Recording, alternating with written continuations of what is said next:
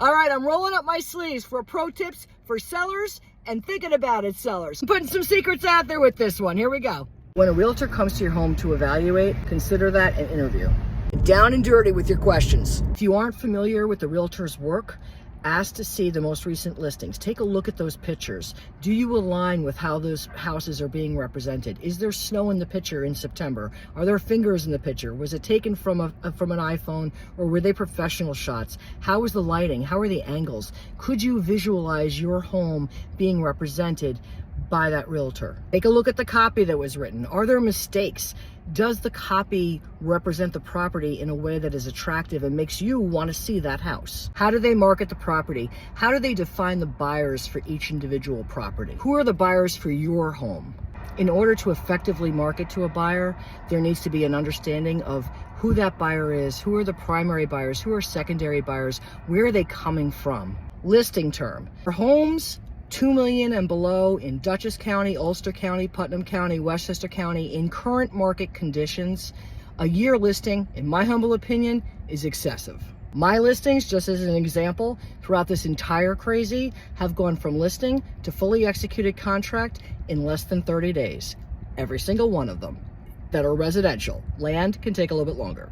How many listings have expired with that realtor? I've had not one listing expire. So ask, how many listings have expired? If it's expired, it means it didn't sell during the term of the listing agreement.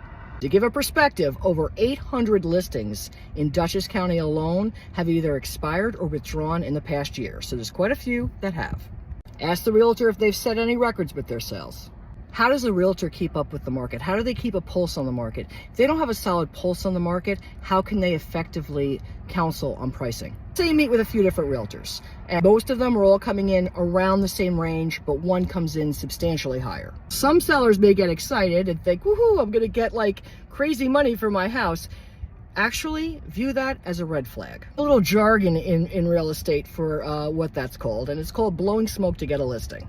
What that means is, basically, the realtor is saying an escalated price to kind of attract you, to get you to sign a listing agreement of reducing down to ultimately sell the property. That can be effective in getting the realtor the listing, but it is not the most effective when it comes to the sale of the property. Bar none, the most effective way to reach the highest potential of return is to enter the market strong and solid with marketing and pricing. Sitting on the market to ultimately negotiate down with a singular buyer versus deciding between multiple buyers is not as strong of a position. Now, if that same realtor is suggesting the highest price that you're hearing, but also wrapping a 1-year term to sell that house, that altogether combined is absolutely a red flag.